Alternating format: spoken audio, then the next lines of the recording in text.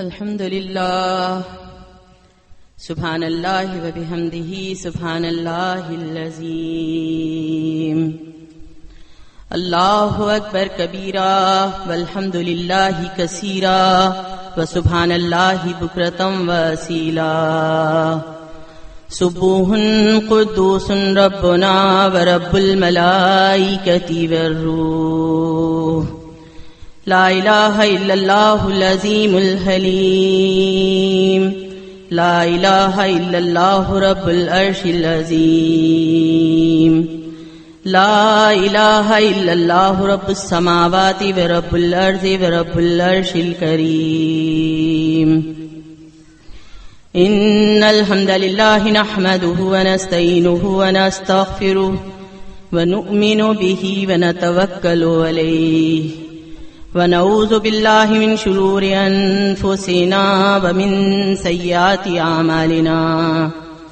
من يهده الله فلا مضل له ومن يضلله فلا هادي له وأشهد أن لا إله إلا الله وحده لا شريك له وأشهد أن محمدا عبده ورسوله أما بعد فإن خير الحديث كتاب الله وخير الهدي هدي محمد صلى الله عليه وسلم وشر الأمور محدثاتها وكل محدثة بدعة وكل بدعة ضلالة وكل ضلالة في النار اللهم صل على محمد وعلى آل محمد كما صليت على إبراهيم وعلى آل إبراهيم إنك حميد مجيد اللهم بارك على محمد وعلى آل محمد كما باركت على إبراهيم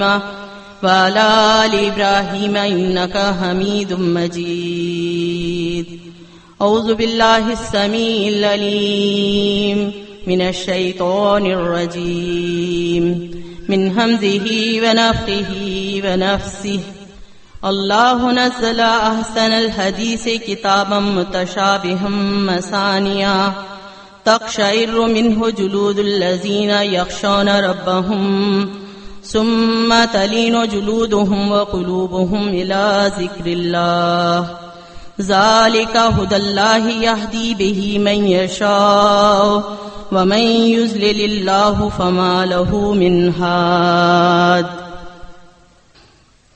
اللہ تبارک و تعالیٰ کا ارشاد عالی شان، اللہ نے کتابی شکل میں بہترین کلام نازل کر دیا ہے جس کی آیتیں ایک دوسرے سے مشابہ ہیں اور جس کے مضامین کو بار بار دہرایا گیا ہے۔ جو لوگ اپنے رب سے ڈرتے ہیں تو وہ ان آیات کو سن کر یا اس کو پڑھ کر ان کے رونگٹے کھڑے ہو جاتے ہیں، پھر ان کی کھالیں اور ان کے دل نرم ہو جاتے ہیں اللہ کے ذکر کے لیے، پھر اللہ کے ذکر کے لیے ان کی کھالیں اور ان کے دل نرم پڑ جاتے ہیں۔ اور یہ اللہ کی ہدایت ہے، اللہ جس کو چاہتا ہے اس کے ذریعے سے ہدایت دیتا ہے، اور جس شخص کو اللہ تعالیٰ گمراہ کر دے تو اس کو ہدایت دینے والا کوئی نہیں ہے۔ سورہ زمر کی آیت جس کی آپ نے تلاوت اور ترجمہ سنا، اللہ تبارک و تعالیٰ کا کلام قرآن مجید، فرقان حمید، بہترین کلام، بہترین آیات، اس جیسا کلام کوئی دوسرا ہو ہی نہیں سکتا۔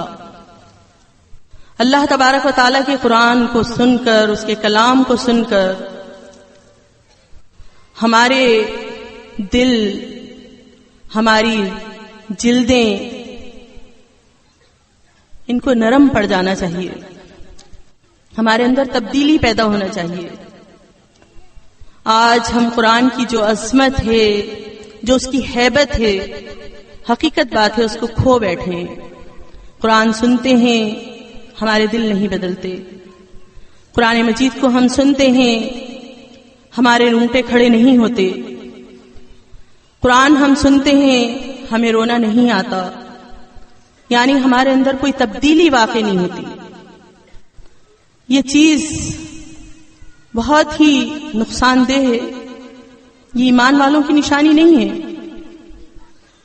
اللہ تبارک و تعالیٰ تو ایمان والوں کی نشانی کیا بیان کر رہا ہے؟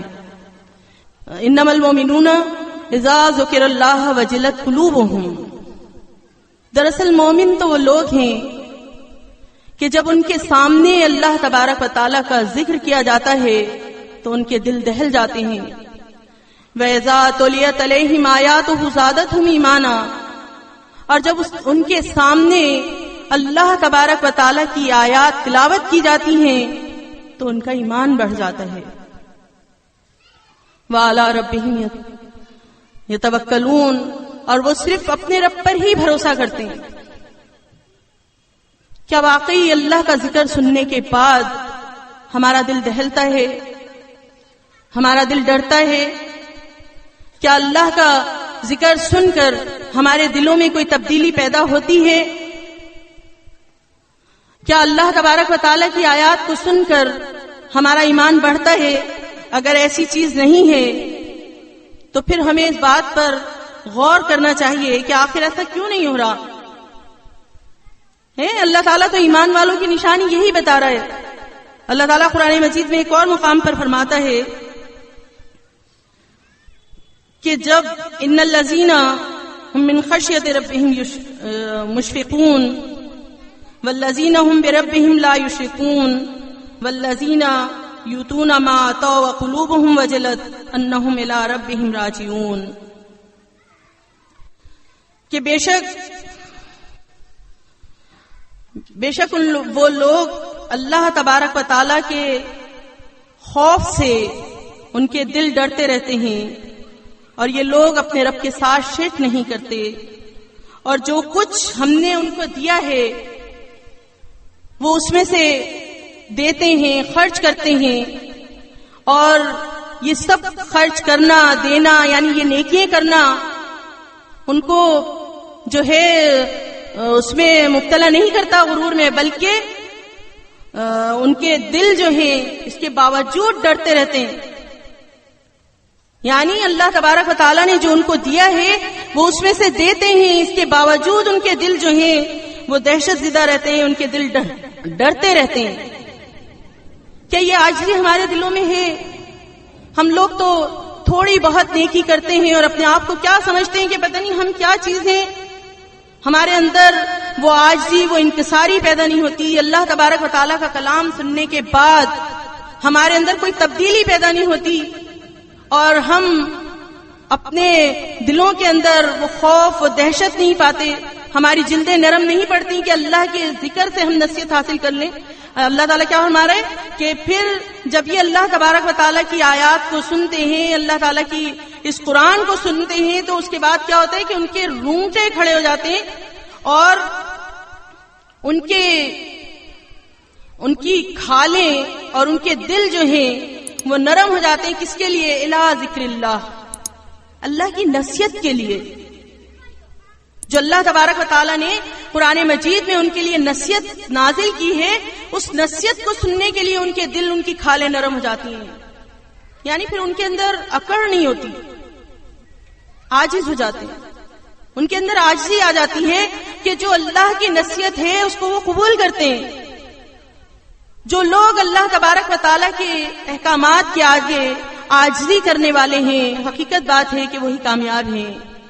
انہی کو اللہ تعالیٰ اپنے رسول صلی اللہ علیہ وسلم کے ذریعے فرما رہا ہے کہ وبشر المخبتین، اے رسول صلی اللہ علیہ وسلم آپ عاجزی کرنے والوں کو خوشخبری سنا دیجئے. کن کو خوشخبری سنا دیں؟ عاجزی کرنے والوں کو خوشخبری سنا دیں کہ الذین اذا ذکر اللہ وجلت قلوبہم، کہ یہ وہ لوگ ہیں کہ جب ان کو اللہ کے ذکر کی طرف نصیحت کی جاتی ہے، اللہ کے ذکر کی طرف ان کو متوجہ کیا جاتا ہے، تو ان کے دل جو ہیں وہ دہل جاتے ہیں. آپ دیکھیں عاجزی کرنے والوں کے دل دہلتے ہیں. دلوں کی سختی، دلوں کے اندر خوف پیدا نہ ہونا گویا کہ تکبری ہے، عاجزی نہیں ہے۔ اگر ہمارے اندر عاجزی ہے تو اللہ تبارک و تعالیٰ کے ذکر کو سن کر، اللہ کے ذکر کی طرف جب اللہ کی آیات کو سنائی جائیں تو ہم پورے متوجہ ہو جائیں اس نصیحت کو حاصل کرنے کے لیے۔ اللہ تبارک و تعالیٰ کے ذکر سے، اللہ کی نازل شدہ شریعت سے، اللہ کے احکامات سے ہمارے دلوں میں تبدیلی آنی چاہیے۔ آپ دیکھیں اللہ کے بندے تو اللہ کے سامنے عاجزی ہیں۔ اب بندے کیا، آپ دیکھیں فرشتے بھی اللہ کے احکامات سن کر گھبرا جاتے ہیں۔ صحیح بخاری کی حدیث ہے کہ جب اللہ تبارک و تعالیٰ کی طرف سے کوئی حکم نازل ہوتا ہے تو فرشتوں کے اندر ایک گھبراہٹ اور تھرتھراہٹ پیدا ہو جاتی ہے، وہ تھرانے لگتے ہیں اور گھبراہٹ کی وجہ سے اپنے پروں کو ہلانے لگتے ہیں، اور وہ اللہ کی وحی کی آواز کو اس طرح سنتے ہیں کہ جس طرح ایک شفاف چکنے پتھر پر زنجیروں کے گھسٹنے کی آواز سنی جاتی ہے۔ اور جب وہ وحی نازل ہو چکی ہوتی ہے تو گھبراہٹ ان سے دور کر دی جاتی ہے۔ پھر وہ آپس میں کہتے ہیں کہ تمہارے رب نے کیا نازل کیا؟ تو فرشتے کہتے ہیں کہ حق نازل کیا ہے، وہ اللہ بہت ہی بلند و بالا اور بہت بڑا ہے۔ آپ دیکھیں کہ اللہ کے کلام کی ہیبت فرشتوں پر طاری ہو جاتی ہے۔ افسوس کی بات ہے کہ ہم اللہ کے کلام کی قدر ہی نہیں کرتے۔ ہم قرآن مجید کو سنتے ہیں مگر بہرے کانوں سے۔ اصل بات یہ ہے کہ ہم توجہ ہی نہیں دیتے، حالانکہ اللہ تعالیٰ قرآن مجید کی تلاوت پر ہمیں توجہ دلا رہا ہے۔ اللہ تعالیٰ کیا فرماتا ہے سورہ اعراف میں کہ وَإِذَا قُرِئَ الْقُرْآنُ، جب قرآن پڑھا جائے تو فَاسْتَمِعُوا لَهُ، تو اس کی طرف اپنے کان لگا دیا کرو۔ فَاسْتَمِعُوا یعنی استماعون سے نکلا مقصد کیا ہے کہ جاسوسی کرنے کے لیے ایک جاسوس جس طرح اپنے کان لگا دیتا ہے کہ ایک ذرا سی بھی جو آواز ہے، جو ذرا سی بھی بات ہے وہ مجھ سے مخفی نہ رہ جائے، رہ نہ جائے، چھوٹ نہ جائے۔ جاسوس کتنی ہوشیاری سے اور کتنی سمجھداری سے جاسوسی کرتے ہیں، غفلت کے ساتھ نہیں کرتے۔ تو اللہ تبارک و تعالیٰ نے کیا کہا کہ فَاسْتَمِعُوا لَهُ، اس کی طرف اپنے کان لگا دیا کرو، لَعَلَّكُمْ تُرْحَمُونَ، تاکہ تم پر رحم ہو۔ اللہ تبارک و تعالیٰ کا رحم ہم پر کب ہوگا؟ جب قرآن کو توجہ سے سنیں گے، قرآن مجید کی طرف اپنے کان لگائیں گے۔ ہم نے تو حقیقت بات ہے اپنے حال پر غور کرنا ہی چھوڑ دیا۔ قرآن مجید کی تلاوت ہوتی رہتی ہے اور ہم باتیں کرتے رہتے ہیں، اپنی آوازوں کو بلند کرتے ہیں، قرآن کو ہم نہ سمجھتے ہیں نہ سمجھنے دیتے ہیں۔ افسوس کی بات ہے کہ اللہ کے کلام کی وہ قدر جو ہمیں کرنی چاہیے تھی ہم نے نہیں کری۔ یہ قرآن معمولی چیز نہیں ہے میری بہنوں، یہ قرآن ایسا نہیں ہے کہ جس سے ہم لا اتنا ہی بھرتے ہیں۔ یہ قرآن بڑے مرتبے والا قرآن ہے، بڑی عزت اور قدر و منزلت والا قرآن ہے۔ اس کے لیے تو ہمارے رب نے قسم کھا کر کہا ہے کہ فلا اقسم بمواقع النجوم، بس میں قسم کھاتا ہوں ستاروں کی منزلوں کی۔ اور اگر تم سمجھو تو یہ بہت بڑی قسم ہے۔ فلا اقسم بمواقع النجوم وانه لقسم لو تعلمون عظیم، اور اگر تم سمجھو تو یہ بہت بڑی قسم ہے کہ قرآن ایک بڑے مرتبے والا قرآن ہے۔ یہ قرآن جو ہے یہ بہت بڑے مرتبے والا قرآن ہے۔ کیوں؟ تنزیل من رب العالمین، یہ اللہ رب العالمین کی طرف سے نازل شدہ ہے۔ اس کو مقام اس لیے ملا ہے کہ اللہ کی طرف سے نازل ہوا ہے۔ اس کی عقیدت، اس کے تقدس، اس کی بڑائی اسی میں ہے کہ لا یمسہ الا المطہرون، اس کو پاکیزہ لوگوں کے علاوہ کوئی چھونے کی بھی ہمت نہ کرے۔ قرآن مجید کو ہاتھ نہ لگائے مگر پاکیزہ لوگ۔ آج ہم قرآن کی کیا قدر و منزلت کر رہے ہیں؟ اللہ تبارک و تعالیٰ نے جس قرآن کے لیے اتنی بڑی قسم کھائی، ستاروں کی منزل، آپ دیکھیں ستاروں کی کتنی منزلیں ہیں، ستارے کتنے ہیں ہمیں نہیں معلوم، اس کی منزلیں اس سے زیادہ ہیں. اتنی بڑی قسم اللہ تعالیٰ نے کھائی ہے. جبھی تو اللہ تعالیٰ نے کہا کہ لو تعلمون عظیم، اگر تم سمجھو تو یہ بہت بڑی قسم ہے. انہ لقرآن کریم، یہ بڑی عزت والا قرآن ہے، بہت قدر و منزلت والا قرآن ہے. اس قرآن مجید کی ہم قدر نہیں کرتے. یہ قرآن ایک ایسی چیز ہے کہ اللہ تعالیٰ فرماتے ہیں کہ لو انزلنا ھذا القرآن علی جبل رأیتہ خاشعا متصدعا، اگر ہم اس قرآن مجید کو کسی پہاڑ پر نازل کر دیتے تو آپ دیکھتے کہ وہ خوف کی وجہ سے دبا جا رہا ہوتا اور پھٹ جاتا، ٹکڑے ٹکڑے ہو جاتا. آپ دیکھیں قرآن کیا ہے، بہت عظیم قرآن ہے. یہ قرآن اللہ رب العالمین کی طرف سے نازل ہوا ہے، تنزیل من رب العالمین، اللہ رب العالمین کی طرف سے نازل ہوا ہے. یہ قرآن وہ کتاب ہے کہ جس میں کسی قسم کا کوئی شک نہیں ہے. اللہ تعالیٰ خود فرماتا ہے ذالک الکتاب لا ریب فیہ، اس قرآن مجید میں کسی قسم کا کوئی شک نہیں ہے. جب قرآن مجید میں کوئی شک نہیں، اس کی ہر بات سچی، تو اب ہمیں عمل کرنے میں کیا چیز مانے ہے، کیا وجہ ہے کہ قرآن مجید ہمارے سامنے ہو، اس کے احکامات ہمارے سامنے ہوں اور پھر ہم عمل نہ کریں. حقیقت بات ہے کہ قرآن مجید کے اگر احکامات پر ہم عمل نہیں کر رہے تو اس کا مقصد ہے کہ ہم اس کو بلا شک و شبہ اللہ تبارک و تعالیٰ کی نازل کردہ کتاب نہیں سمجھتے. اگر ہم سمجھتے ہوتے تو اس کے کسی احکام پر شک نہ کرتے. آج ہماری بے عملی، اللہ تبارک و تعالیٰ کے دین سے دوری، دنیا کے اندر بدمست ہو کر زندگی گزارنے کا طرز عمل کس بات کی گواہی دیتا ہے؟ سوچنے کی بات ہے، یہ کس بات کی گواہی دیتا ہے؟ یہ تو ہماری ہٹ دھرمی ہے.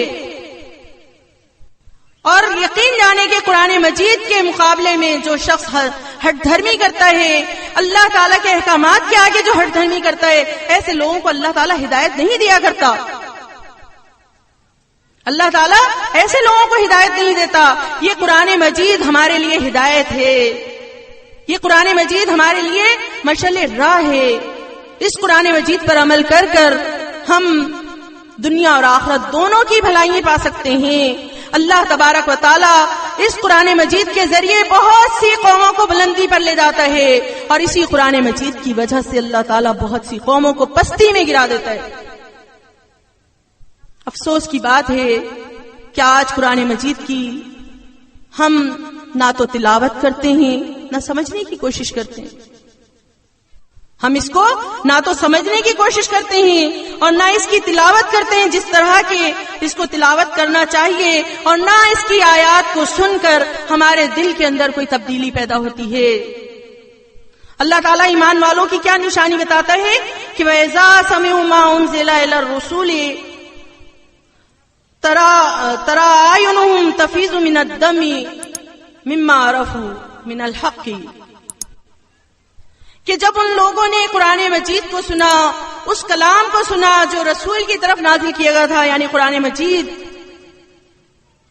تو اس وجہ سے کہ انہوں نے حق کو پہچان لیا تھا تو ان کی آنکھوں سے آنسو جاری ہو گئے. اہل کتاب میں جو لوگ راہ راست پر تھے، جو لوگ اللہ تبارک و تعالیٰ پر صحیح معنوں میں ایمان رکھتے تھے، جب ان لوگوں نے قرآن مجید کی آیات کو سنا تو بے اختیار ان کی آنکھیں بہنا شروع ہو گئیں، ان کی آنکھوں سے آنسو جاری ہو گئے، اور اس وجہ سے ان کے اندر یہ رقت پیدا ہوئی کہ انہوں نے اللہ کے کلام کو پہچان لیا تھا. اور پھر انہوں نے کیا کہا کہ ہمیں کیا عذر مانے ہیں کہ ہم اس پر عمل نہ کریں، اس پر ایمان نہ لائیں. تو لہٰذا اللہ تبارک و تعالیٰ کے کلام کو انہوں نے پہچان کر، آپ دیکھیں کتنی ان کے دل میں رقت طاری ہوئی. اور ہم جو اللہ تبارک و تعالیٰ کے کلام پر ایمان رکھتے ہیں اور اس کو ہم جانتے ہیں کہ اللہ کا کلام ہے، مگر ہمارے دل نہیں تبدیل ہوتے، ہم اس پر عمل نہیں کرتے. ہم تو اس کو ایک ایسی مقدس کتاب جانتے ہیں کہ جو بس صرف وقتی طور پر فائدہ دے دے. کوئی بیمار ہو گیا تو قرآن کے ذریعے جھاڑ پھونک کر لی, مرتے وقت سورہ یاسین سنا دی, کوئی اور اگر مصیبت آ گئی تو ہم نے قرآن مجید پڑھ لیا, ورنہ تو قرآن مجید سے دور. اور جو فرقے والے ہیں ان لوگوں کے حالات دیکھیں آپ, ذرا سی کوئی مشکل آئی تو بھئی سورہ یاسین کا ورد ہو رہا ہے, آیت کریمہ کا ورد ہو رہا ہے, یعنی قرآن مجید کو ہم نے مصیبت ٹالنے کا تو ذریعہ بنانا شروع کر دیا ہے, مگر قرآن مجید کو اس بھاری مصیبت سے بچنے کا ذریعہ نہیں بنایا جو کہ ان قریب ہم پر آنے والی ہے, یعنی قیامت, وہ آخرت جہاں ہماری پوری زندگی بسر ہونے والی ہے. یہ دنیا تو ہماری چند روزہ ہے, اس کے فائدے کے لیے ہم قرآن کی طرف دیکھتے ہیں, اور جو آخرت کی زندگی ہے, جو ہمیشگی کی زندگی ہے, اس کے لیے قرآن مجید کو مشعل راہ نہیں بناتے, اس پر عمل نہیں کرتے. ہمارا کیا حال ہے کہ ہم قرآن مجید کو سنتے ہیں اور سننے کے بعد اس کو لا تعلقی سے چھوڑتے چلے جاتے ہیں. قرآن کے احکامات سنتے ہیں مگر عمل نہیں کرتے. ہم قرآن مجید کے ذریعے ہمیں نصیحت کی جائے, ہم سمجھتے ہیں یہ ہمارے لیے ہے ہی نہیں. آپ دیکھیں ہماری خواتین, کیا قرآن مجید میں ان کو پردے کا حکم نہیں ملا؟ کیسا پردہ کرتی ہیں؟ سوچنے کی بات ہے. کیسا پردہ کرتی ہیں؟ کیا قرآن مجید کے ذریعے ان کو نماز قائم کرنے کا حکم نہیں ملا؟ کتنی خواتین ہیں کہ جو نماز کو صحیح معنوں میں قائم کرتی ہیں. اسی طرح آپ قرآن مجید کے احکامات پر غور کرتے چلے جائیں. کیا یہ احکامات ہمارے لیے نہیں ہیں؟ صحابہ کرام کا تو یہ حال نہیں تھا. صحابہ کرام تو اس طرح قرآن مجید کو نظر انداز نہیں کیا کرتے تھے. وہ تو یہ نہیں سمجھتے تھے کہ یہ آیات کسی اور کے لیے ہیں. وہ تو کیسی بھی مشکل آیت ہوتی تھی, کیسے بھی مشکل احکامات ہوتے تھے, اس کے سامنے سمعنا و اطعنا ہی کہتے تھے, چاہے وہ ان کی ہمت سے باہر ہوں, چاہے ان کی طاقت سے باہر ہوں. اس سلسلے میں آپ دیکھیں صحیح مسلم کی حدیث ہے,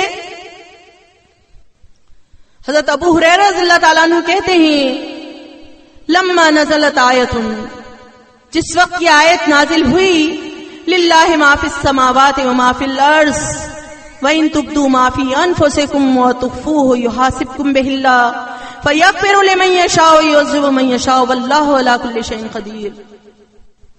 اللہ ہی کے لیے ہے جو کچھ آسمانوں میں ہے, اور اللہ ہی کے لیے ہے جو کچھ زمین میں ہے. اگر تم کوئی بات ظاہر کر دو یا تم اس کو اپنے دل میں چھپا لو, یحاسبکم بہ اللہ, اللہ تعالیٰ تم سے اس کا حساب لے لے گا. تو فیغفر لمن یشاء ویعذب من یشاء, جس کو چاہے گا وہ معاف کر دے گا, اور جس کو چاہے گا وہ عذاب دے گا. واللہ علی کل شیء قدیر, اللہ تعالیٰ ہر چیز پر قدرت رکھتا ہے. جس وقت یہ آیت نازل ہوئی تو فاشتد علی اصحاب رسول اللہ صلی اللہ علیہ وسلم, تو اللہ کے رسول صلی اللہ علیہ وسلم کے اصحاب پر یہ آیت بہت بھاری ہو گئی, بہت شاق گزری, بہت وزنی ہو گئی ان کے لیے. تو فاتوا علی رسول اللہ صلی اللہ علیہ وسلم ثم برکوا علی رکبہ, تو پھر وہ اللہ کے رسول صلی اللہ علیہ وسلم کے پاس آئے اور آپ کے سامنے دوزانوں بیٹھ گئے, اور اس کے بعد انہوں نے اللہ کے رسول صلی اللہ علیہ وسلم سے اس طرح جو ہے التجا کی, اے اللہ کے رسول صلی اللہ علیہ وسلم, اب تک جو احکامات آپ پر نازل ہوئے, مثلا نماز ہے, روزہ ہے, حج ہے, زکوٰۃ, جہاد وغیرہ, یہ تمام احکامات ہمارے لیے آسان تھے, یہ سب ہم نے کر لیے. آپ دیکھیں اس حدیث میں جہاد کا بھی لفظ ہے. جہاد کوئی چھوٹا عمل نہیں ہے. انسان میدان جنگ میں جاتا ہے تو اس کو معلوم نہیں ہے کہ وہ زندہ لوٹ کر واپس آتا ہے یا نہیں آتا ہے. کتنا مشکل عمل ہے کہ انسان میدان جنگ میں جا رہا ہے تو اس کو امید نہیں ہے کہ وہ واپس آئے گا. کیا وہ اللہ کے راستے میں شہید ہو جائے گا یا وہ غازی بن کر لوٹے گا, اس چیز کا اس کو نہیں معلوم. بہت بڑا عمل ہے جہاد. تو صحابہ کرام کے لیے یہ جہاد مشکل نہیں تھا. کیا کہا انہوں نے؟ اے اللہ کے رسول صلی اللہ علیہ وسلم، اب تک جو احکامات آپ پر نازل ہوئے، مثلا نماز، روزہ، حج، زکوٰۃ، جہاد وغیرہ، یہ سب ہمارے لیے آسان تھے، ہم نے آسانی سے کر لیے. مگر جو آیت اب آپ پر نازل ہوئی ہے، اس آیت کی ہم میں طاقت نہیں، ہم اپنے اندر استطاعت نہیں پاتے. آپ دیکھیں اللہ کے نبی صلی اللہ علیہ وسلم نے کیا فرمایا؟ اتقولون کما اہل الکتابین من قبلکم، کیا تم ایک ایسی بات کہنا چاہتے ہو کہ جو تم سے پہلے اہل کتاب کی 2 گروہوں نے کہی کہ وقالوا سمعنا وعصینا، انہوں نے کہا تھا ہم نے سن لیا مگر ہم نافرمانی کریں گے. کیا یہ ارادہ لے کر میرے پاس آئے ہو؟ آپ دیکھیں صحابہ کرام کیوں پریشان تھے، کس لیے پریشان تھے صحابہ کرام؟ کہ ہم عمل اپنی جان سے کر سکتے ہیں جن پر ہمیں اختیار ہو. اللہ تبارک و تعالیٰ نے کتنی سخت آیت نازل کی تھی، ان تبدوا ما فی انفسکم وتخفوہ یحاسبکم بہ اللہ، اگر تم اپنے دلوں میں جو بات ہے اس کو ظاہر کر دو یا چھپا لو، اللہ تم سے اس کا حساب لے گا. اس آیت نے، اس ٹکڑے نے پریشان کیا تھا ان کو کہ دل کے وسوسوں پر، دل کی باتوں پر ہمیں اختیار ہی تو نہیں ہے. آج آپ دیکھیں نا، ہم لوگ اپنے دل میں آنے والے وسوسوں کو روک نہیں پاتے. دل میں ابھرنے والی بات کو ہم کیسے روک سکتے ہیں؟ اگر اللہ تعالیٰ ہماری ایک ایک دل میں ابھرنے والی بات کا حساب لے تو کیا کامیاب ہو جائیں گے کیا ہم؟ صحابہ کرام کو فکر آخرت تھی، وہ قرآن مجید کی ایک ایک آیت کو اپنے لیے سمجھتے تھے. یہی وجہ ہے کہ اس آیت کے سنتے ہی وہ پریشان ہو گئے اور انہوں نے کہا کہ اگر اس پر ہم نے عمل نہ کیا تو ہم تو برباد ہو جائیں گے. اس لیے پریشانی کے عالم میں اللہ کے نبی صلی اللہ علیہ وسلم کے سامنے دوزانوں ہو کر ادب کے ساتھ بیٹھ کر انہوں نے یہ ریکویسٹ کی کہ اللہ کے رسول صلی اللہ علیہ وسلم، اس مشکل کام پر عمل کرنا ہمارے لیے بڑی مشکل بات ہے. آپ دیکھیں کیا بہترین معلم ہے اللہ کے نبی صلی اللہ علیہ وسلم. آپ نے ان کو آس نہیں دلائی، ان کو تسلی نہیں دی، ان کو کوئی ایسا فتویٰ نہیں دیا جیسا کہ آج کے علماء مشکل احکامات کو دیکھ کر اس کی آسانی تلاش کرتے ہوئے نکلنے کے راستے بتا دیتے ہیں. ایسا کوئی راستہ نہیں بتایا اللہ کے نبی صلی اللہ علیہ وسلم نے. آپ نے کیا فرمایا؟ کیا تم ایسی بات کہنا چاہتے ہو؟ اتقولون کما اہل الکتابین من قبلکم، کیا ایسی بات کہنا چاہتے ہو جو تم سے پہلے اہل کتاب کی 2 بڑی جماعتوں نے کہی کہ وقالوا سمعنا وعصینا، انہوں نے کہا تھا ہم نے سن لیا مگر ہم عمل نہیں کریں گے، نافرمانی کریں گے. تو کیا یہ اللہ کا حکم سن کر نافرمانی کا ارادہ لے کر آئے ہو میرے پاس؟ تمہیں ایسا نہیں کرنا چاہیے، بلکہ تمہیں کہنا چاہیے بل قولوا سمعنا واطعنا غفرانک ربنا والیک المصیر، بلکہ تمہیں تو کہنا چاہیے ہم نے سن لیا، ہم اطاعت کریں گے. اے ہمارے رب، ہمارا لوٹ کر آنا تیری طرف ہے، تو لہذا تو ہمیں معاف کر دے. ہمارا لوٹ کر آنا تیری طرف ہے تو غفرانہ کا تو ہمیں بخش دے. تیرا یہی حکم ہے کہ ہم دل کے وسوسوں کا بھی حساب دیں، ان کو بھی اپنے اختیار میں کریں، ان پر بھی پہرے لگائیں. تو صحابہ کرام تیار ہو گئے اس بات کے لیے. انہوں نے کہا ہم کریں گے، مگر جو ہم سے کوتاہی ہو جائے تو غفرانہ کا ہے میرے رب تو بخش دینا، کیونکہ ہمارا لوٹ کر آنا تیری طرف ہے، واسطہ تجھ سے پڑے گا، حساب تو لے گا ہم سے. تو اے میرے مالک اس وقت تو اس کو بخش دینا. جیسے ہی یہ تعلیم اللہ کے نبی صلی اللہ علیہ وسلم نے دی تو صحابہ کرام لوٹ گئے. ایک کوئی بات ایسی نہیں ملتی حدیث میں کہ انہوں نے کہا ہو اے اللہ کے رسول صلی اللہ علیہ وسلم اتنی مشکل کام کی آپ تعلیم دے رہے ہیں، کیسے کریں گے ہم، کیسے روکیں گے وسوسوں کو، کس طرح ہم عمل کریں گے اس آیت پر؟ کچھ نہیں ملتا. یہ ہیں وہ بہترین لوگ جو اللہ کے کلام کے آگے جھک جانے والے، اللہ کے کلام کو اپنے دل میں بٹھا دینے والے، جو ایک ایک رواں ان کا عمل کے لیے تیار ہوتا ہے. وہ لوٹ گئے اور وہ کہتے جا رہے تھے وقالوا سمعنا واطعنا غفرانک ربنا والیک المصیر. وہی کہتے جا رہے تھے کہ ہم نے سن لیا، ہم اطاعت کریں گے، اے ہمارے رب ہمارا لوٹ کر آنا تیری طرف ہے، بس تو ہمیں بخش دے، جو کوتاہی ہو جائے اس کو تو معاف کر دینا۔ آپ دیکھیں جب ہم اطاعت کا جذبہ لے کر اپنے رب کے سامنے آتے ہیں نا تو رب کی رحمت تب جوش میں آتی ہے، تب ہمیں ملتی ہیں آسانیاں۔ اکڑنے والوں کو آسانی نہیں ملتی، تکبر کرنے والوں کو آسانی نہیں ملتی، اللہ کے کلام کے آگے جھگڑا کرنے والوں کو آسانی نہیں ملتی۔ صحابہ کرام نے اطاعت کی، اللہ نے آسانی دی، اور اہل کتاب نے قیل و قال کیا، سختیاں ہوتی چلی گئی، نتیجہ یہ ہوا کہ اسلام چھوڑ کر بیٹھ گئے اور اللہ نے اس نعمت سے ان کو محروم کر دیا۔ آپ دیکھیں انہوں نے ہر بات میں انہوں نے اپنے نبی سے بحث و مباحثہ کیا۔ گائے کا قصہ آپ نے سنا ہوگا، اتنا لمبا ٹائم نہیں ہے کہ میں ہر معاملے میں آپ کو وہ کروں۔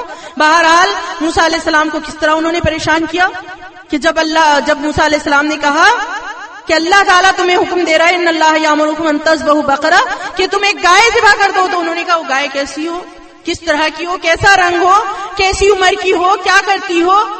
ہر بار انہوں نے سوال کیا، ہر بار ان کے لیے سختی ہوتی چلی گئی۔ سختی ہونے کی وجہ سے وہ گائے اگر پہلے ہی حکم پر کوئی بھی گائے ذبح کر دیتے ان کا مسئلہ حل ہو جاتا، مگر جب انہوں نے قیل و قال سوال کیے اللہ تنگی کرتا چلا گیا، سختی کرتا چلا گیا، اللہ بڑھاتا گیا احکامات کو، یہاں تک کہ جب انہوں نے انشاءاللہ کہا تو اللہ نے تخفیف کر دی۔ اگر وہ انشاءاللہ نہ کہتے، اللہ کے رسول صلی اللہ علیہ وسلم فرماتے ہیں صحیح بخاری کی حدیث، اگر وہ انشاءاللہ نہ کہتے تو ان پر سختی ہوتی چلی جاتی اور وہ اس عمل کو کر نہیں سکتے تھے پھر۔ تو آپ یہ دیکھیں کہ عاجزی کرنے والوں کو آسانیاں ملتی ہیں۔ صحابہ کرام اتنے مشکل عمل کے لیے اپنے آپ کو اللہ کے آگے جھکا رہے ہیں، اور انہوں نے اپنی گردن جھکاتے ہوئے الفاظ کہہ دیے کہ ہم نے سن لیا، ابھی ہم اطاعت کریں گے، اپنے دل کے ارادوں پر وسوسوں پر ہم پہرے ڈال دیں گے۔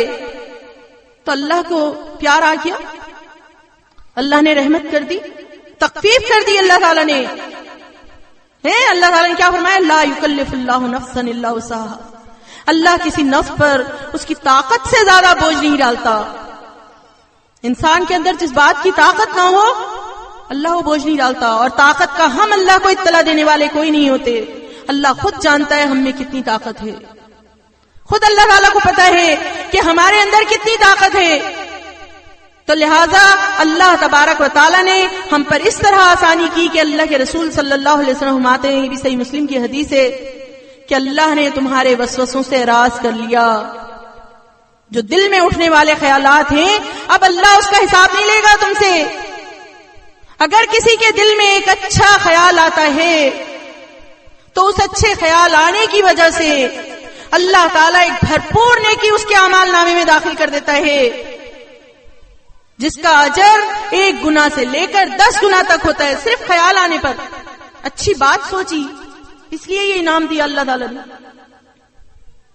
پھر اگر وہ اس اچھی بات پر، اچھے خیال پر عمل کر لیتا ہے تو اس کا 10 گنا سے لے کر 700 گنا تک اس کا اجر بڑھایا جاتا ہے، 10 سے لے کر 700 گنا تک۔